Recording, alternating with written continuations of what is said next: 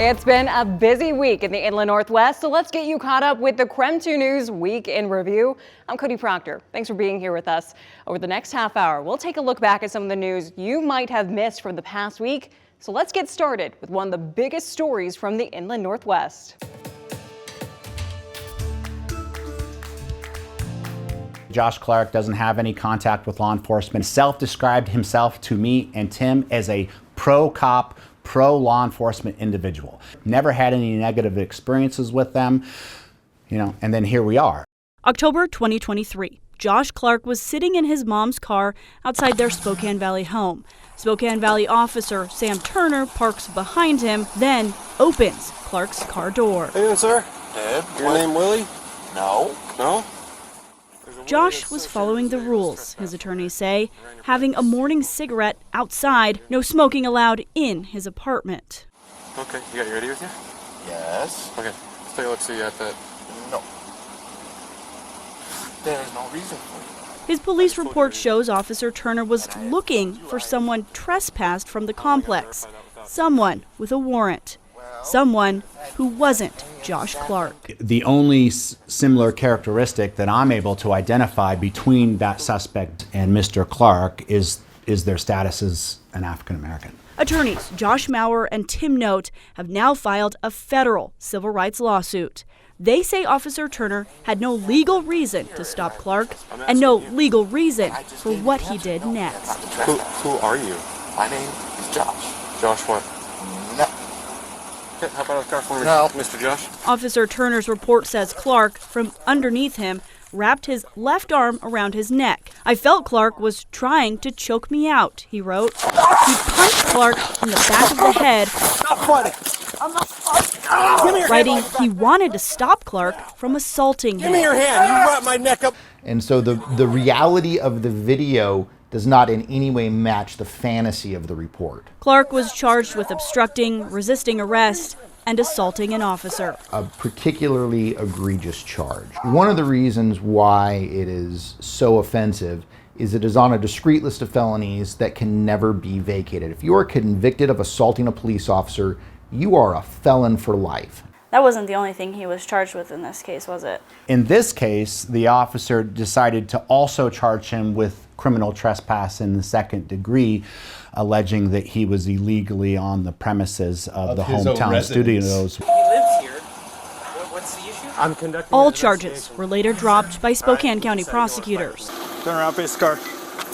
Turn around, face the car. Don't. Maurer and Note are also suing over this incident in the valley. Spokane County Sergeant Clay Hilton was eventually fired and charged with assaulting Kevin Hinton. Hilton's set to stand trial in June for beating Hinton for being in a park after hours, just 2 months before Clark's arrest. Mr. Hilton would have been placed on leave earlier in the week. Spokane County Sheriff's Office oversees Valley PD. A spokesperson said they couldn't comment on pending litigation, and as of Thursday afternoon, the county hadn't been served with the lawsuit. We have the same department, the same leadership, the same cavalier use of power against citizens who were doing nothing wrong. This is a cultural problem. What? That's the real injury, Mr. Clark. He was dehumanized, Shannon Mowdy, and that's not something that ever goes away. KREM 2 News. Washington justices said the proposition did not create a new law but tried to change an existing policy. The court also stated it was an administrative rather than legislative. Under Washington local law, initiatives must be legislative in nature. Today I spoke with Julie Garcia, owner of Jules Helping Hands Homeless Shelter. She agrees people experiencing homelessness should not be next to schools or daycares, but she says there should be spaces where they can go. Jules Helping Hands and former City of Spokane President Ben Stuckart originally brought the case to the Supreme Court, arguing the initiative overstepped what can be decided by voters. It is changing things. Is it perfect? Not yet. Can it be? I believe so. This is the first time I've felt hope through 3 administrations that we were actually going to move the needle in homelessness for our community.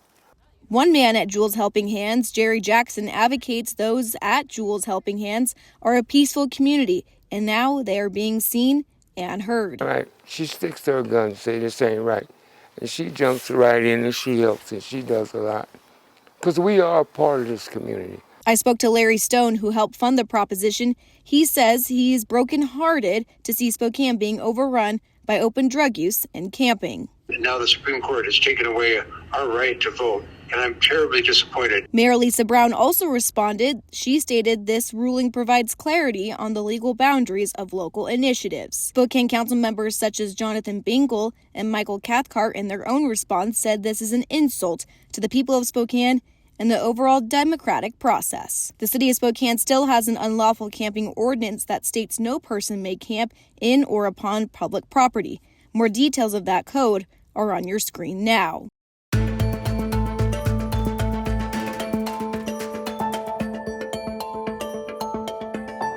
In the latest Boomtown news.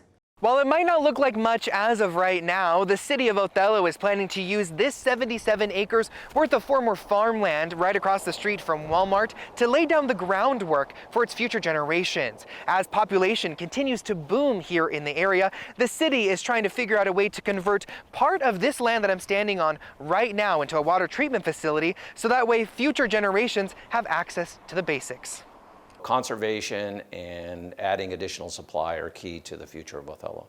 Whether you're driving by on Highway 17 or 26, you can see Othello. And while it may be a small town, those who live there know there's been substantial changes. Our growth has gone in the last 30 years approximately from 5,000 people to we're now over 9,000 people. Othello Mayor Sean Logan says while it's great to see growth, now the focus needs to be shifted on how to maintain and sustain it. We rely on groundwater for all of our water source, and we discovered about 8 or 9 years ago that was becoming more and more of a scarce resource as static water levels were dropping in our aquifer. According to the city, if something isn't done soon, there would potentially be only about 15 years worth of water left for the area, creating ripples of unexpected problems. Well, what it would do is it would stunt the entire growth of the community. But a deal almost a decade in the making gives the community better prospects for the future. We've worked really hard on it. In what is being called a three-way win between the city of Othello, the Othello School District, and the owners of Terrigold Farms, land has been traded and bought to build new infrastructure in the area. This includes a new water treatment plant to make canal water safe to drink, as well as a dog park, dog shelter, and potentially a new school. The growth here has been staggering. Patrick Boss, business development consultant for Terrigold Farms, says longtime agriculturists AJ and Jody Ochoa wanted to work with the city because they saw the direction Othello was heading in. And it's almost like a master plan, as AJ Ochoa would call it. He would call it the Gateway to Othello project. To bring more businesses and people to the area. To put together a project of this magnitude that's going to have such an effect on the community makes me feel really satisfied. The land cost the city close to $4 million, and the water treatment plant alone will cost close to $40 million to complete. Mayor Logan says the city hopes to gather funds through grants to start construction within the next 3 years. In Othello, Christian Garza, KREM 2 News. As we go to break, here's a check of your weekend forecast.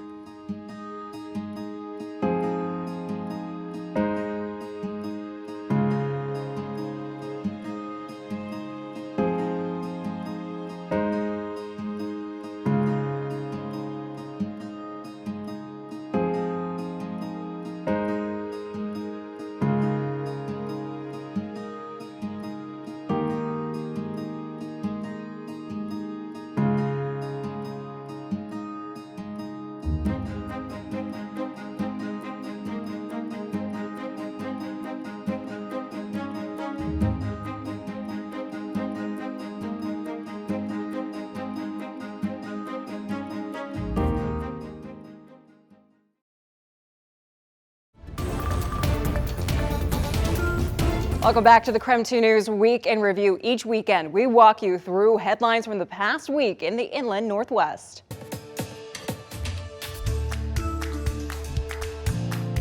Earlier this afternoon, right behind me on Washington State's campus, the political commentator invited students to debate him as part of his American Comeback Tour.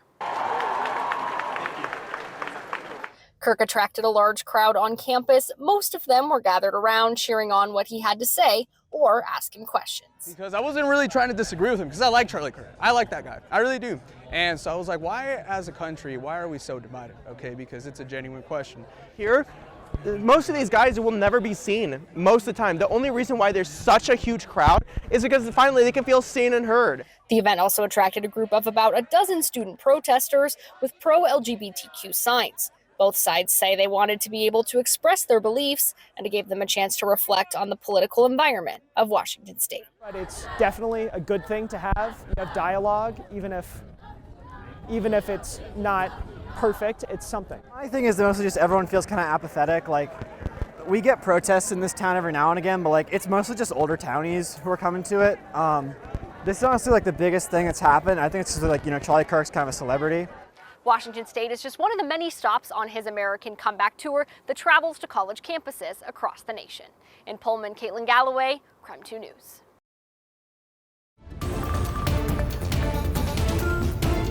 Thanks for joining KREM 2 News this weekend. I'm Cody Proctor. Right now, we're taking a look back at some of the news stories from the past week.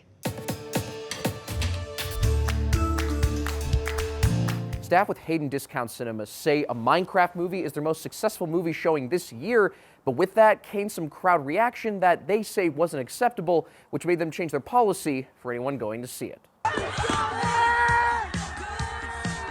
Moviegoers during a Minecraft movie Friday night yelling at the top of their lungs.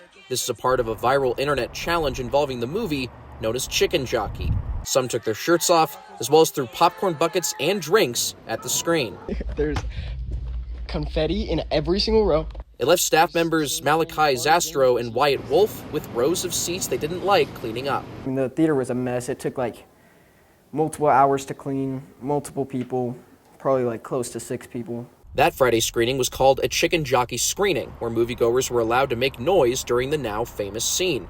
But Zastro says it was too much for audiences, them, and the rest of the theater staff. Friday, Saturday, we were getting, like probably 4 or 5 people coming out through the movie telling us their kids messing around. A new movie theater policy says any kids going to Minecraft screenings after 8 p.m. must be accompanied by an adult. If anyone is found making noise in the movie, they'll be removed with no refund. The policy also references an item of Hayden City Code saying anyone caught disturbing the peace in a public setting can be charged with a misdemeanor.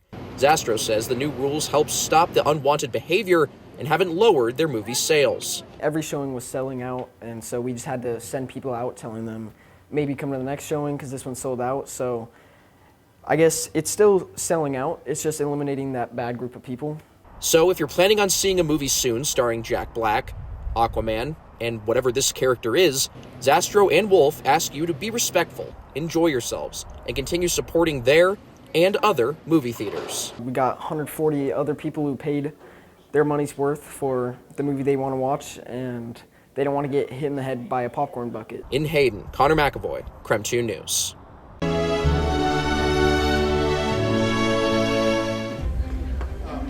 Northwest Honor Flight first started 16 years ago next month, and I haven't. What do you hope this trip provides for you?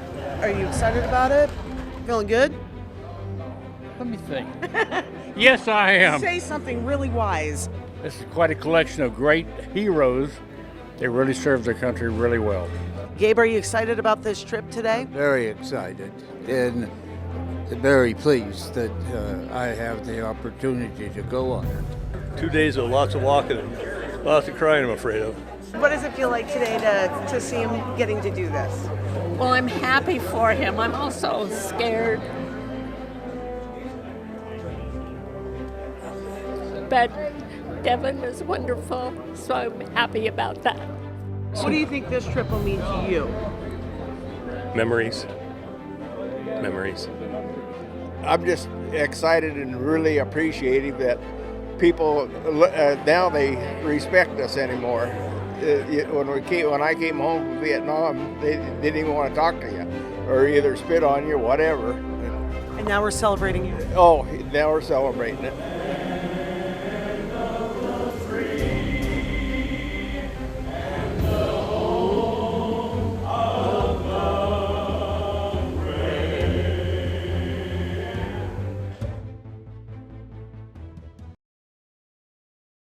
Welcome back to the KREM 2 News, a week in review. I hope you're having a great weekend. Let's get back to one more story you might have missed this past week.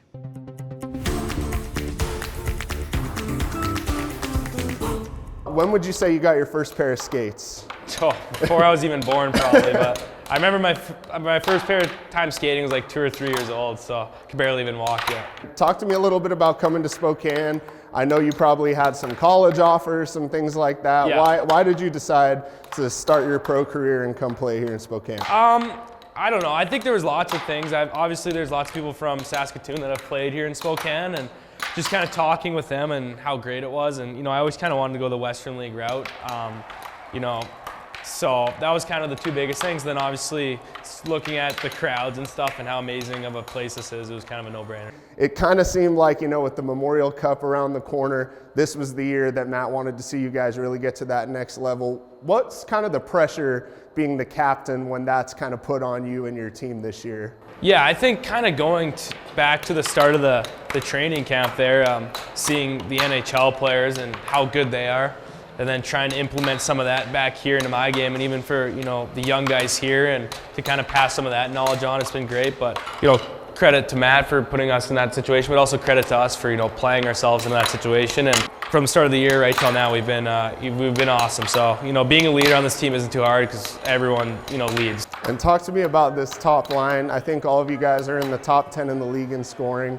What's it like playing with these guys on a night-to-night basis? Yeah, that's like, you know, we all get our own accolades or whatever from this year, but we all help each other out in that way too. I think we all complement each other very well. A little bit of everything, you know. Shay's gritty, you know, can make plays. Andrew has the ability to slow down the game, and, you know, I can bring the speed. So we have a little bit of everything, and, you know, that works out really well. And I think ever since, maybe not the first game, we kind of got lit up, but the second game on, we've kind of been really good. So I just got to, you know, keep it up and keep learning off each other and, you know, building.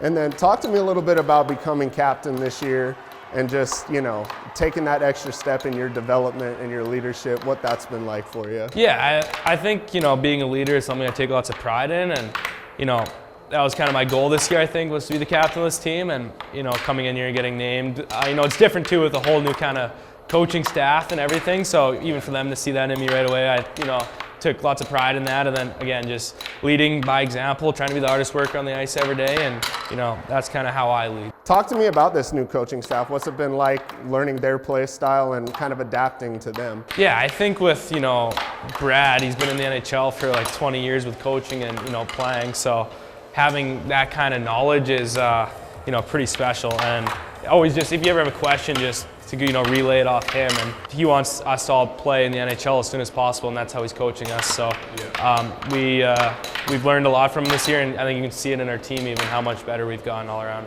What's it going to take to make a deep run? You got your first taste of it last year. What can you do this year to make it a deeper run this year? Yeah, when you're there, you got to cherish it, right? Like, and we've had guys with Shay and even Brad, they were on the same team there when they won the league in Edmonton, and so they know what it takes, and it's just, you know, every night matters. Like, you can't take off nights, and you're playing every other night. So just playing not always the most complicated hockey, just simple hockey, wearing teams down, and we know we have a super skilled team, so use that to our advantage and, you know, just hopefully roll through these playoffs.